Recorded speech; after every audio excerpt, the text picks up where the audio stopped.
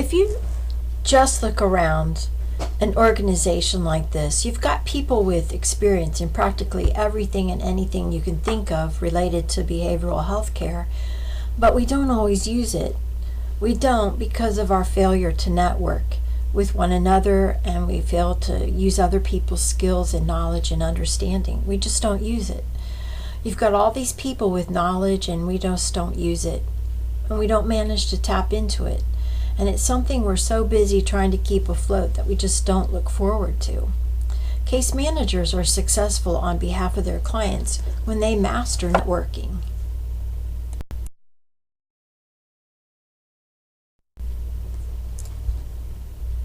There is a latent potential within the behavioral health field in terms of breadth and depth of knowledge and experience, both clinical and managerial, and this potential is that of networking. Network relationships are the predominant way that knowledge and understanding are shared in a large and diverse meta-organization such as mental health agencies. Networks, as discussed here, also bear many similarities to the widely discussed community of practice. The drawback to communities of practice is the limited sharing of knowledge. The shared knowledge is limited to those included in the community. An example of community practice is the agency's closed group of case managers. If case managers only exchanged ideas with each other, the knowledge base is limited. Networks shares a number of characteristics with communities of practice, but most networks are less cohesive, and they consist of relatively weak links and more distant or infrequent interactions. However, the benefit to networking is the exchange of ideas and information outside the group. Case managers who network can model for their clients and teach them how to network as well. The benefit of networks is that people do better because they're somehow connected with other people. Certain people are connected to certain others, trusting certain others, and obligated to support certain others, dependent on this exchange with certain others. One's position in the structure of these exchanges can be an asset in its own right.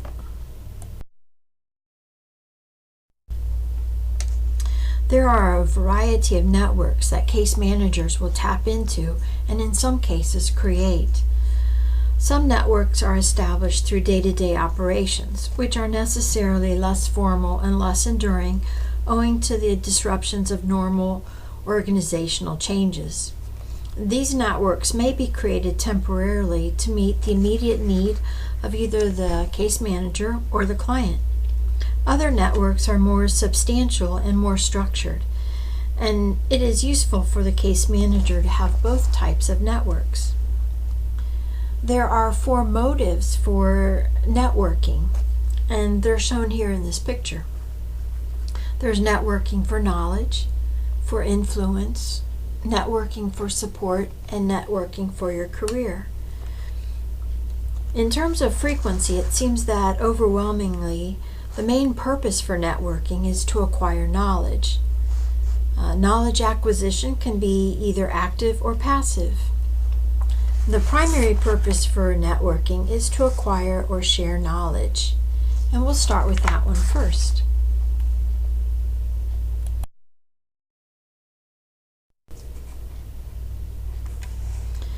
So the primary purpose of networking is to acquire or share knowledge. Passive networking for knowledge is largely related to participating in events or being a member of a formal or an informal group. These networks or associations are created to be broadly informed about new or potential changes in policy, community information, new ideas that can be transferred, or to learn lessons from failed initiatives that someone else experienced. It's like looking over a garden fence and see what's happening in somebody else's garden. That's passive networking. More active networking is done for problem solving. This is where you're searching for information in order to fix a particular challenge or problem faced in your practice on behalf of your client. There are various specialized functional networks dedicated to particular occupations or professional groups. These also might include agencies where you're trying to find information and referral sources. That is more active networking. In all networking, knowledge sharing is based on trust. You trust the information being shared is accurate, and you develop trust with people in the network to be able to make referrals. Although in principle, networking for knowledge is the most instrumental and practical mode of networking, it's frequently complemented by other forms of networking, such as networking for support. Networking for support represents an emotional reassurance that you need as a case manager. It involves personal validation, consolation, and offers an opportunity for the expression of feelings outside your immediate work context. These support networks may include colleagues or longtime friends. When the relationship is separate from the job role, the case manager must respect the client rights in HIPAA and, of course, 42 CFR and not disclose patient information or protected health information. Case managers are strongly encouraged to use the supervisory relationship as part of the support network.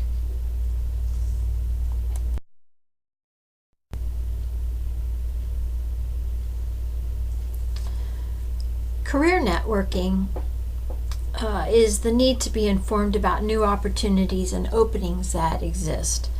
That is, the case manager learns about services for clients, and they will also learn about opportunities at agencies and service providers for themselves.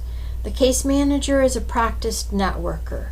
The case manager displays networking skills to impart to the client, so the client can also become proficient in developing a personal and supportive network, and a network for their own career and job advancement. The case manager is a model in some sense. Some case managers may feel sensitive to behaviors and skills required to network successfully. Some case managers may think networking is inauthentic or manipulative. However, having focused goals in networking will help the case manager become educated about opportunities for the client, and in the case of career networking, for the case manager as well.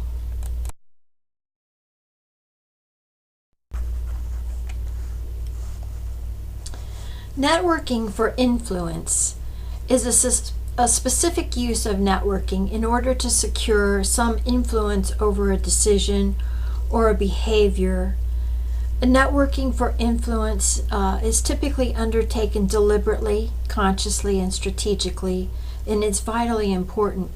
For example, a case manager might maintain a list of landlords and would use networking for influence to encourage the landlord to open an apartment for a client as a renter.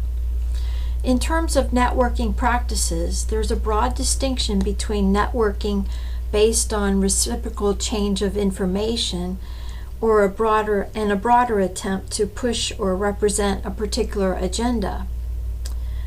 Networking for influence involves maintaining a list of useful and influential contacts across the network.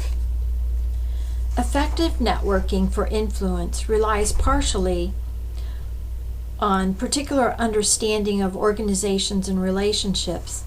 It also relies on a specific set of interpersonal skills to effectively build up influence, and crucially, time in the field. Networking for influence is a process of building up contacts, and which is long, lengthy, and time-consuming.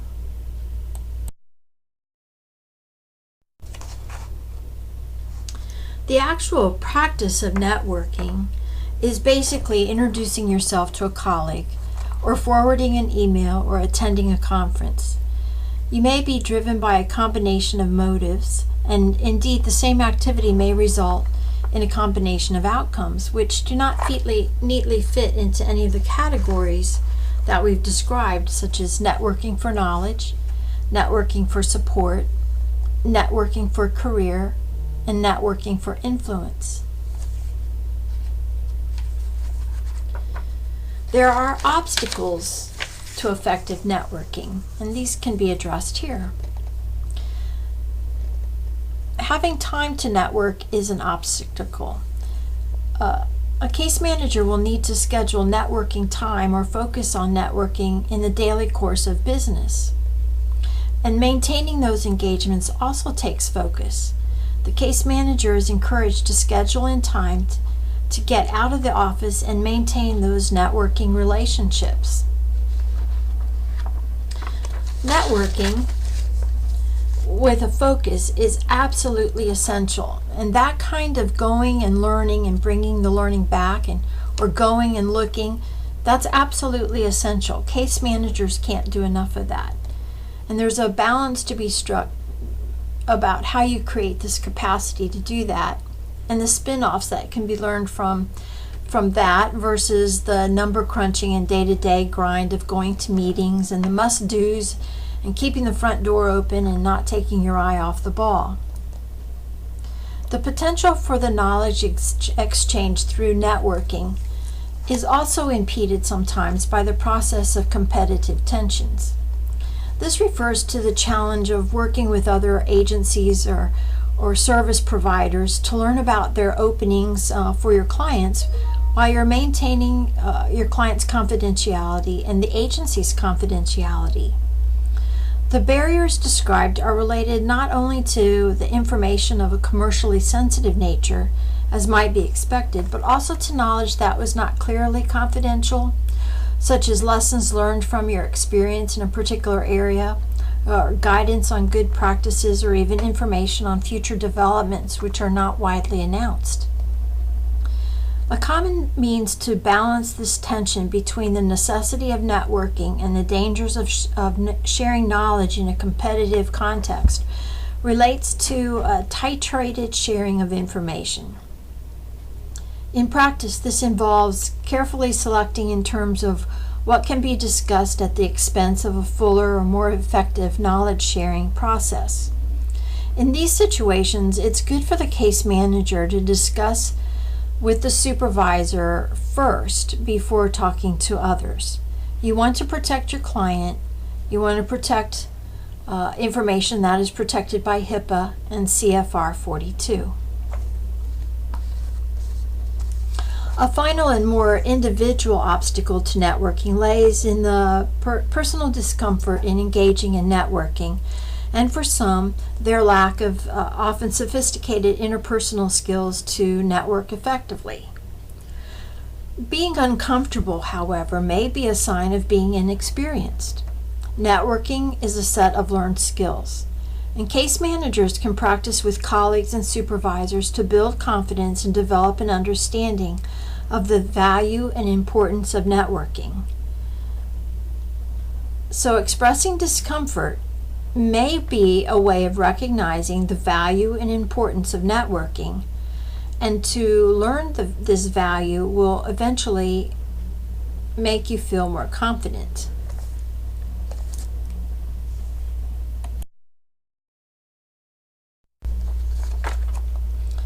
The two most valuable skills that you can develop to network successfully will be discussed next, because as a case manager, your proficiency in networking is going to be a good model for your client to learn how to develop their own networks.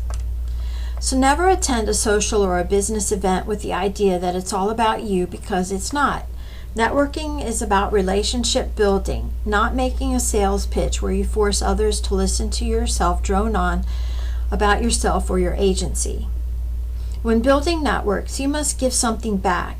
To sustain good personal and business relationships, both parties must benefit in some way. Among all of the networking skills that you can develop, the two most important by far are listening and asking questions.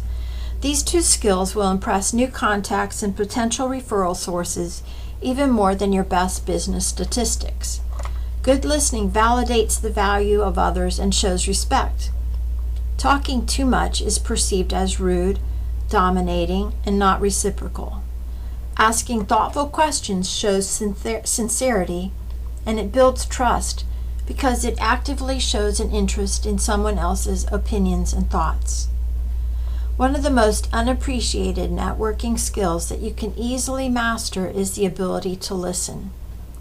To get people excited about you and your client, it seems counterintuitive, but you need to do more listening and less talking. Good listening is active, it's not passive. To be a good listener, take the following actions. Maintain eye contact. Don't fidget or shift your body weight very often. And never look at your watch. All of these things send a message that you're bored, you're impatient, and you're not interested. Nod your head to show agreement, but don't nod your head constantly like you're one of those dogs in the back of a car. Don't interrupt just to make your point or share your own experiences. Respond to the talker by repeating at least one key point the person you're talking with just made in the form of a question.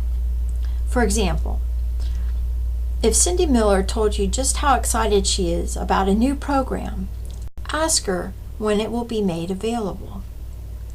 Good questions follow good listening and accomplish two very important things. It shows that you are listening and that you're interested enough to ask a question, and it keeps conversation going in the direction that you choose.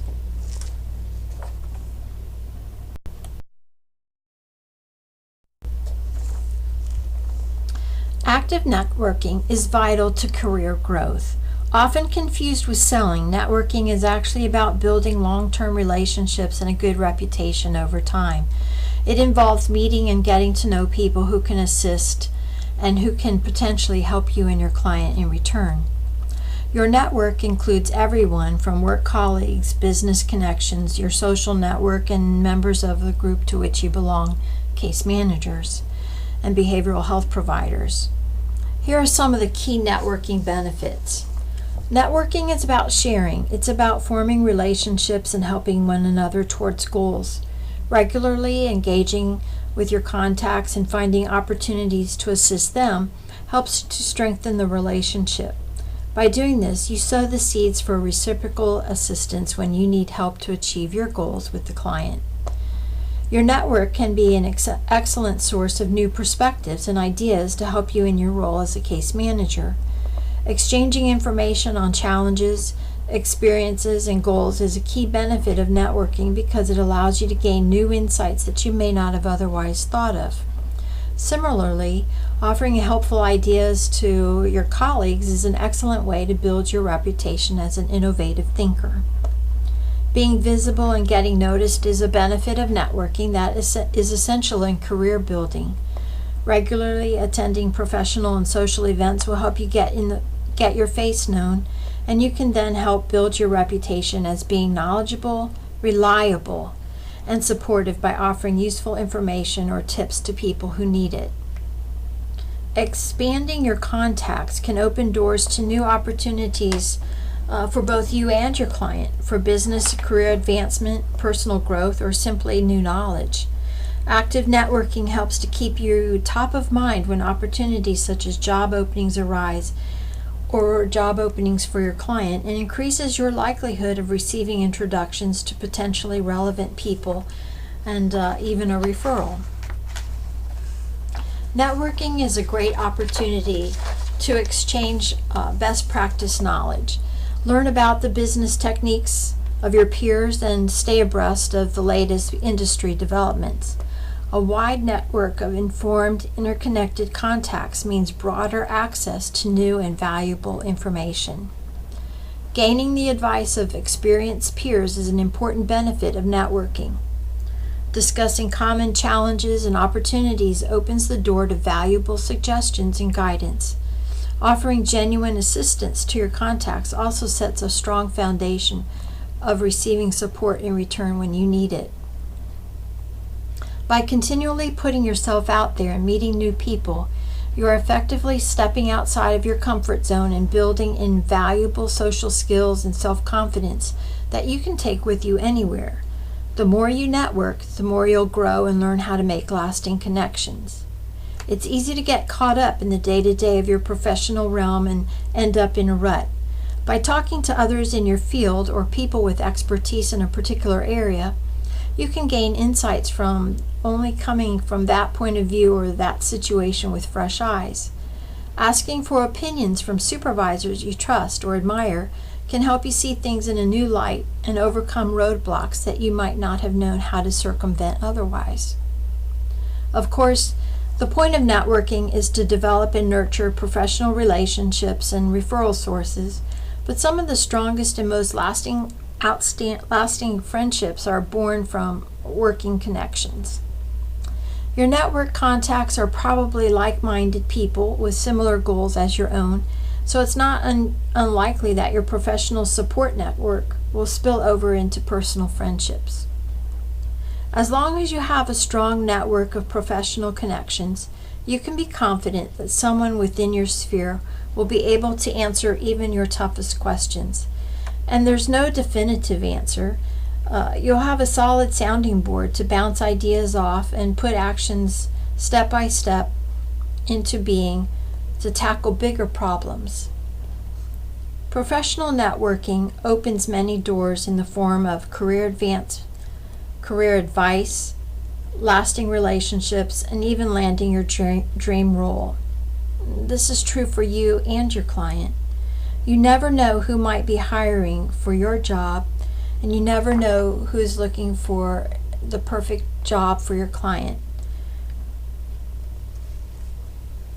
The more people that you have in your network, the more likely you are to be the first in the know when these opportunities pop up.